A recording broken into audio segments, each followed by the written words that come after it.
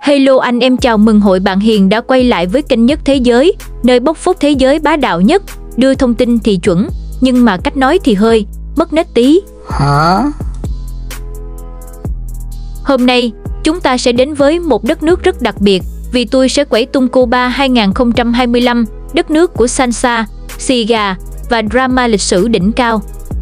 Một đất nước cách xa chúng ta nửa vòng trái đất, nhưng lại nghe rất gần gũi với người dân Việt Nam vì một chiến dịch quyên góp tình thương mến thương từ Việt Nam đang làm nóng tình bạn giữa hai nước, đúng kiểu anh em xã hội chủ nghĩa, có phúc cùng hưởng, có họa cùng chiêu. Wow. Nếu nói về quốc gia sống bằng ý chí, Cuba chắc chắn phải đứng top 1 nhất thế giới luôn.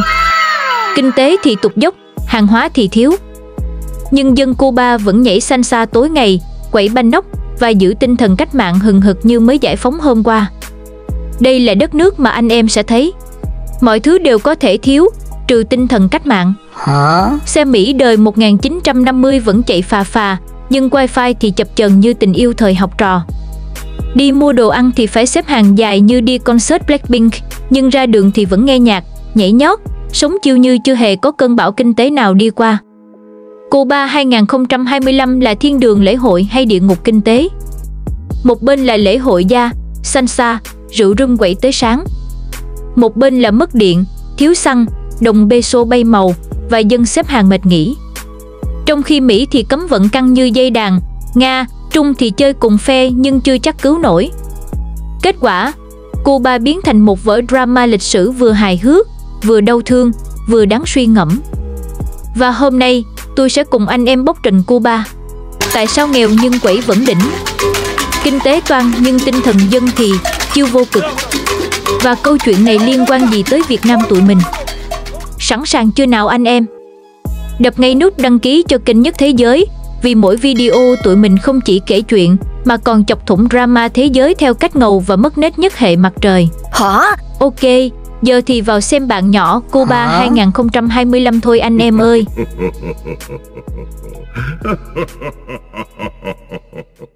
Thiên đường văn hóa, lễ hội quẩy quên trời đất. Xin nhắc lại, anh em nhớ kỹ nha, tôi đang nói tới thiên đường văn hóa, chứ không phải thiên đường xã hội chủ nghĩa đâu nha. Đừng lộn xộn, không lại bảo tôi tuyên truyền là mệt lắm. Rồi giờ hỏi thật nè, anh em muốn nghe tin buồn trước hay tin vui trước? Thôi, để tôi chơi kiểu tích cực, kể phần vui trước, cho anh em phê cái đã. Cuba năm 2025 nghe nghèo thì nghèo chứ, lễ hội thì ngập mặt luôn. Havana Albinio ngày 15 tháng 11 năm 2024 đến ngày 28 tháng 2 năm 2025, chủ đề chân trời chung. Nghệ sĩ từ khắp nơi trên thế giới kéo về, quẩy nghệ thuật từ đường phố tới bảo tàng. Nhìn xong có khi anh em muốn xách ba lô qua vẽ graffiti luôn.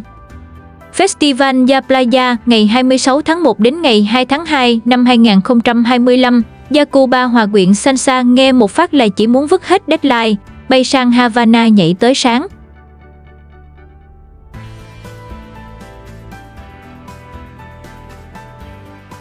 El Festival del Habano ngày 24 đến ngày 28 tháng 2 năm 2025, lễ hội xì gà huyền thoại. Đây là nơi dân chơi thử Cohiba, Monte Cristo xịn sò như VIP rít một hơi là quên hết drama kinh tế, quên luôn cái cảnh cúp điện ngoài kia. Pina Colada en Ciego de Avila tháng 4 năm 2025, cốc tay nhạc sống và party xuyên đêm. Nghe tên thôi là thấy say mềm rồi anh em ạ.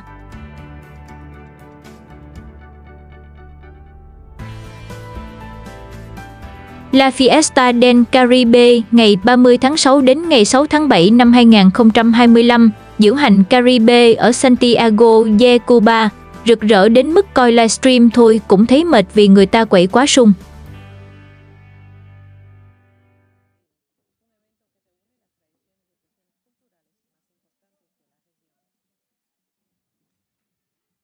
Festival del Cine Pobre ngày 15 đến ngày 19 tháng 4 năm 2025, phim thì nghèo budget, nhưng nội dung lại giàu chất lượng. Mấy phim độc lập kiểu này coi xong là vỗ đùi đen đét, hay, sao hay thế mà không chiếu Netflix. Festival International de Ballet de La Habana ngày 25 tháng 10 đến ngày 1 tháng 11 năm 2025, múa ballet đỉnh cao, di sản của huyền thoại Alicia Alonso. Nghèo điện, nghèo xăng, nhưng ba lê thì không nghèo, anh em.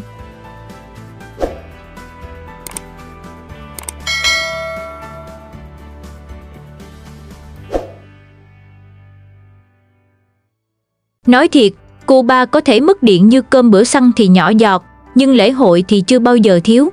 Tinh thần dân Cuba đúng kiểu bá đạo, nghèo tiền nhưng giàu văn hóa. Đến mức Mỹ nhìn vô cũng cay, phải cấm vận cho đỡ ghen tị. Chưa hết, thể thao, sắc đẹp Cuba cũng lên hương. Bóng ném, Cuba thắng Mexico 34-25 ngày 15 tháng 8 năm 2025. Lina Lucis đăng quang Miss Universe Cuba sắc đẹp cháy bỏng, chứng minh Cuba không chỉ có xì gà mà còn xịn cả về nhan sắc. Nghèo sao nổi khi thể thao, sắc đẹp đều đỉnh thế này. Thấy chưa, anh em, Cuba dạy ta một chân lý. Tinh thần lớn hơn vật chất, quẩy trước, lo sau. Cuộc đời ngắn ngủi, có vui thì chơi liền, còn drama kinh tế, để mai tính. Vì lát nữa, tôi sẽ kể cho anh em nghe cái phần khóc dở méo dở phía sau.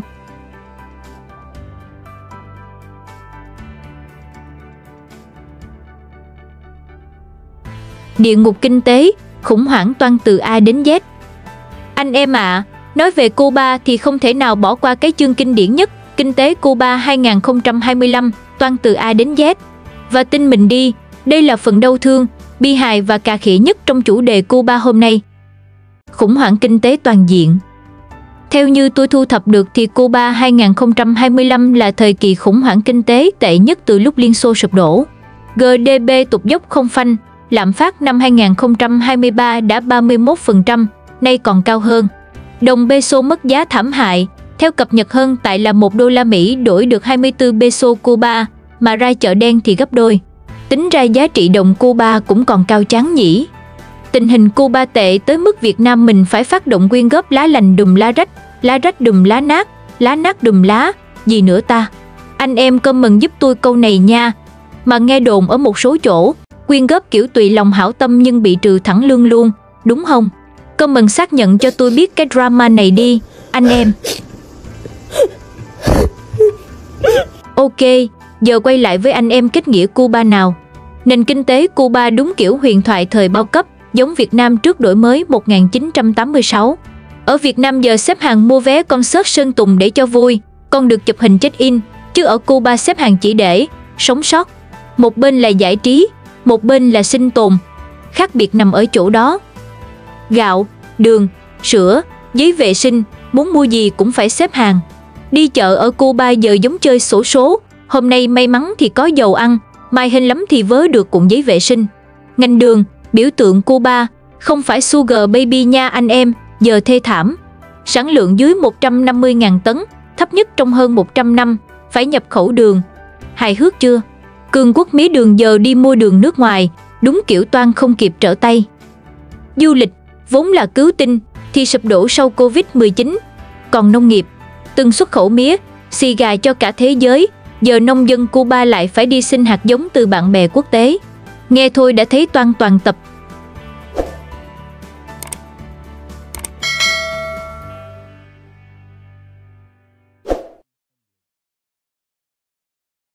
Khủng hoảng năng lượng và thiếu hàng hóa. Cái đau nhất chính là năng lượng. Cuba thiếu xăng, thiếu dầu, thiếu điện.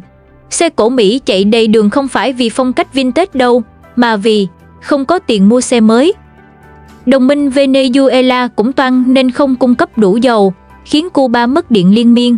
Tháng 10 năm 2024, cả nước tối om vì hỏng nhà máy Antonio Guterres, thực phẩm, thuốc men hỏng hết, nước cũng ngừng bơm vì bơm chạy bằng điện. Ở Việt Nam, mất điện 2 tiếng là Facebook nổ tung, dân mạng chửi ầm ầm, réo EVN lên top trend. Ở Cuba, mất điện 2 ngày thì, thôi kệ, chấp nhận như thời bao cấp, coi như tập yoga trong bóng tối, ngồi thiền cho tâm thanh tịnh vậy. Cửa hàng thì trống rỗng, sữa cho trẻ em không có, thuốc cho người già lại càng hiếm. Có người phải kiếm ăn từ rác, còn trẻ em thì chịu thiệt nhất. Không lạ gì khi Cuba đang trải qua làn sóng di cư lớn nhất thế kỷ, dân số tụt còn 9,7 triệu, giảm mạnh vì ai cũng muốn vượt biên tìm đời sống tốt hơn. Đó ghê chưa? Mỹ cấm vận Cuba vì nhân quyền, nhưng Cuba vẫn xuất khẩu bác sĩ, y tá cứu người khắp thế giới. Mỹ ghen tị kiểu gì mà chơi cấm vận ác thế? Biện pháp cải cách nửa mùa. Chính phủ có thử cải cách cho phép doanh nghiệp nhỏ và vừa hoạt động để thúc đẩy kinh tế. Khu vực tư nhân lần đầu vượt khu vực nhà nước về đóng góp GDP. Nghe thì oách, nhưng thực tế lại là nửa mùa, thả dây cho nới lỏng một chút việc giao thương nhưng vẫn giữ chặt kiểm soát. Thử cải cách tiền tệ để hút ngoại tệ, nhưng lạm phát tăng vèo vèo, dẫn đến tình trạng chợ đen nở rộ. Chính phủ tăng lương hưu tí xíu cho người già, nhưng với lạm phát thế này, lương hưu mua được vài ổ bánh mì là cùng. Anh em biết không, ở Cuba muốn đổi đô la Mỹ là cả một nghệ thuật. Chính phủ có tỷ giá chính thức, nhưng ra chợ đen thì gấp đôi. Thế nên dân Cuba có một nghề tay trái rất thịnh hành, trader bất đắc dĩ. Không cần học Forex, không cần biểu đồ nến, chỉ cần biết chỗ nào bán đô rẻ, chỗ nào bán đô đắt, thế là thành chuyên gia tài chính. Đời sống người dân, game sinh tồn. Người già sống nhờ lương hưu ít ỏi, người trẻ thì chỉ mơ trốn sang Mỹ, Mexico hoặc bất kỳ đâu miễn thoát Cuba. Hơn 2,5 triệu người đã rời đi từ năm 2022.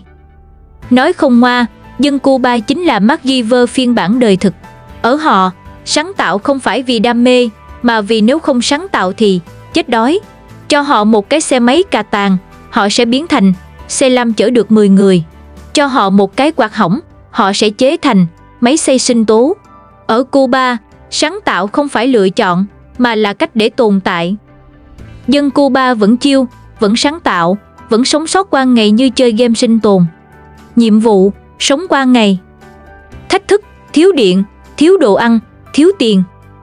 Và phần thưởng, nếu sống sót được, thì bạn sẽ có được một tinh thần thép và kỹ năng DIY đỉnh cao. Nhưng câu hỏi lớn là, trong cái vòng luẩn quẩn này, liệu Cuba có tìm được lối thoát, hay mãi mãi sống trong cảnh nghèo nhưng tự hào? Cái này, để phần cuối anh em cùng mình bàn tiếp nhé. Việt Nam mình đang quyên góp giúp Cuba, đúng tinh thần lá rách đùm lá nát. Nhưng để vượt drama, chính người dân Cuba cần cải cách mạnh hơn, và Mỹ cũng nên bớt cấm vận đi. Để phần cuối, anh em cùng mình bàn tiếp nhé.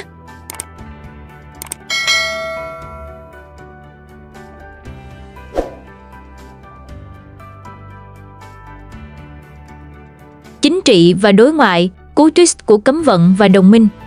Giờ đến phần drama chính trị nhé anh em. Nói về Cuba mà bỏ qua chính trị thì khác gì ăn phở, mà quên gọi thịt bò. Chính trị ở đây phải gọi là độc bản vô nhị, không có chuyện đa đảng, lưỡng đảng. Ở Cuba chỉ có một màu đỏ rực, và nó tồn tại suốt từ đầu đến giờ, nhưng drama không chỉ trong nước, mà còn cả mối tình ngược gió với Mỹ và tình anh em đồng chí với Nga, Trung, Việt Nam. Sẵn sàng chưa? Cùng tôi bóc phốt nào. Chính trị nội bộ, một màu nguyên bản đỏ rực. Cuba vận hành dưới hệ thống đảng Cộng sản duy nhất, nắm quyền tuyệt đối. Sau huyền thoại Fidel Castro, em trai Raúl lên, rồi giờ là Tổng thống Miguel Díaz-Canel cầm trịch. Nghe thì có vẻ chuyển giao thế hệ, nhưng thực chất thì cái ghế vẫn nguyên, chỉ đổi người ngồi. Nhưng áp lực từ dân thì tăng như lạm phát, mất điện, thiếu hàng, lạm phát, thậm chí người dân bắt đầu xuống đường biểu tình nhỏ lẻ, kiểu Libertad, tự do. Như hồi tháng 7 năm 2021, drama lớn nhất 60 năm. Chính phủ thì có chiêu quen thuộc, trấn an, kiểm soát, dập tắt thông tin. Cái gọi là cải cách chính trị thì giống như sơn lại tường cũ, màu sơn mới, nhưng viên gạch vẫn cũ, rạn nứt chỗ nào thì vẫn thế thôi. Ở Việt Nam mình ít ra vẫn có bầu cử quốc hội, ứng cử viên độc lập, còn ở Cuba thì khỏi, ứng cử viên toàn người nhà. Đi bầu mà biết kết quả trước 100% thì cũng tiết kiệm thời gian phết, khỏi phải thức đêm đếm phiếu chi cho mệt. Tóm lại, ở Cuba có thể mất điện, mất nước, nhưng tuyệt đối không được mất lòng tin vào đảng.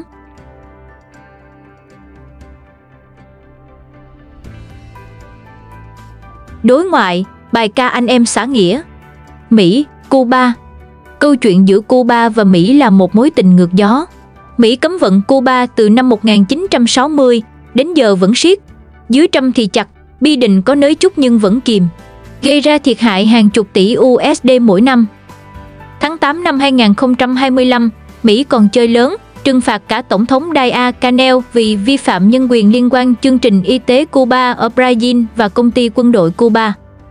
Nghịch lý, Chính phủ Cuba ngày nào cũng chửi Mỹ là đế quốc xấu xa, nhưng dân Cuba thì ngày nào cũng tìm cách bơi sang Florida kiếm giấc mơ Mỹ.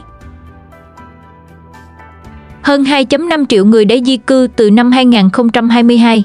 Cuba với Mỹ đúng kiểu ghét nhau nhưng không thể rời xa. Cấm vận chồng thêm cấm vận, nhưng dân thường mới là người hứng đạn. Mỹ cấm vận, Cuba thì cấm buồn, còn dân thì cấm hỏi bao giờ mới hết khó khăn. Đồng minh. Để chống chọi, Cuba tìm anh em đồng chí. Nga, tàu chiến, tàu ngầm cập cảng Havana, tháng 8 năm 2025, phô trương sức mạnh nhưng không đe dọa, hỗ trợ nhiên liệu, flex cơ bắp kiểu đừng hòng bắt nạt tôi. Nga hỗ trợ xăng dầu, giúp Cuba bớt toan vì mất điện.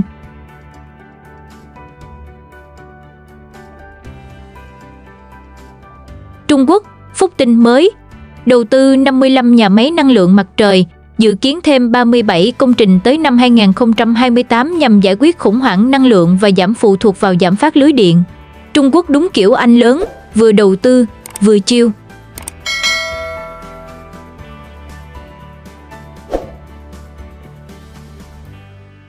Mỹ Latin, quan hệ với Venezuela, Bolivia để bớt phụ thuộc. Hai bạn thân Mỹ Latin cùng cảnh ngộ nên dễ hiểu nhau, nhưng Venezuela cũng toan nên hơi khó. Việt Nam, tình hữu nghị đặc biệt, ý tôi là tình anh em hội xã chủ nghĩa lá rách đùm lá nát Á. Mỗi lần Cuba khủng hoảng là Việt Nam lại phát động quyên góp giúp người anh em Cuba vượt khó, đúng kiểu có phúc cùng hưởng, có họa cùng chiêu. Các chuyến thăm cấp cao Việt Nam, Cuba liên tục và hỗ trợ lẫn nhau hàng năm, khẳng định tình bạn không toan nổi. Nói chung, bạn bè Cuba nhiều lắm, toàn bạn cùng cảnh ngộ. Người ta hay bảo ngưu tầm ngưu, mã tầm mã. Ở đây thì chắc phải sửa lại, đồng chí tầm đồng chí. Sức ép từ trong nước, dân bất mãn, chính phủ tắt wifi. Người dân ngày càng bất mãn vì kinh tế khủng hoảng, lương không đủ sống. Người dân chịu đựng cắt điện kéo dài, lạm phát phi mã đến 77% vào năm 2021, khủng hoảng y tế và thực phẩm khiến họ vô cùng căm phẫn và không ngại lên tiếng. Tháng 7 năm 2025, có tới 845 cuộc biểu tình, trong đó có 209 lần đối đầu trực tiếp với lực lượng chính quyền. Hồi tháng 7 năm 2021, dân xuống đường hô Libertad, tự do, cuộc biểu tình lớn nhất trong 60 năm. Chính phủ thì đối phó thế nào? Họ đáp lại kiểu quen thuộc, bắt giữ, kiểm soát truyền thông, tắt mạng Internet. Logic kiểu không wifi, không drama. Anh em nhớ vụ Facebook Việt Nam lắc vài tiếng không? Dân mình kêu trời kêu đất, chửi sập server. Còn ở Cuba, chính phủ tắt Internet cả tuần để dập biểu tình, thì dân kiểu, kệ, tập viết thư tay. Theo bản báo cáo của Freedom House, Cuba là một trong những quốc gia kiểm soát truyền thông nghiêm ngặt nhất thế giới. Nhà nước quản lý toàn bộ phương tiện truyền thông, cấm các báo tư nhân hoạt động hợp pháp. Người làm báo độc lập thường bị sách nhiễu, bắt giam và bị ràng buộc bởi các điều luật hình sự mơ hồ. Nhiều nhà hoạt động và nhà báo nổi bật vẫn bị giam giữ hoặc có nguy cơ bị trừng trị nặng do phát ngôn phê phán chính quyền.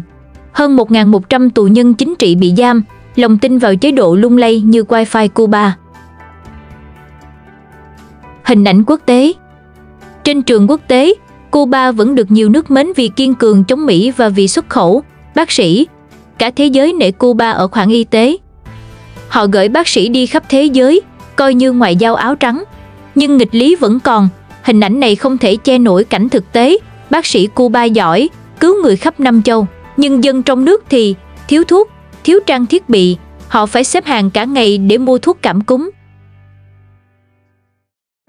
Nói giống kiểu trong nhà hết gạo, mà vẫn khoe đi nấu cơm từ thiện cho hàng xóm. Oách thì oách, nhưng khổ thì vẫn khổ. Vậy nên, chính trị Cuba giống như một vở kịch dài tập, nhân vật chính vẫn vậy, kịch bản cũ kỹ, chỉ đổi diễn viên thôi. Nhưng mà dân thì lại ngày càng mệt mỏi, vì xem mãi một kịch bản mà không thấy đoạn happy ending. Trên trường quốc tế, Cuba vẫn đóng vai kẻ chống Mỹ kiên cường, nhưng ở nhà thì dân ngày càng tìm cách chạy khỏi sân khấu. Và câu hỏi đặt ra, liệu kịch này sẽ còn diễn đến bao giờ? Vậy đó anh em ạ, sau gần nửa tiếng bay vòng quanh Cuba, chắc ai cũng nhận ra đây đúng là một đất nước nhiều mâu thuẫn nhất thế giới. Nhưng tinh thần Cuba vẫn bá đạo, nghèo tiền, nhưng giàu ý chí.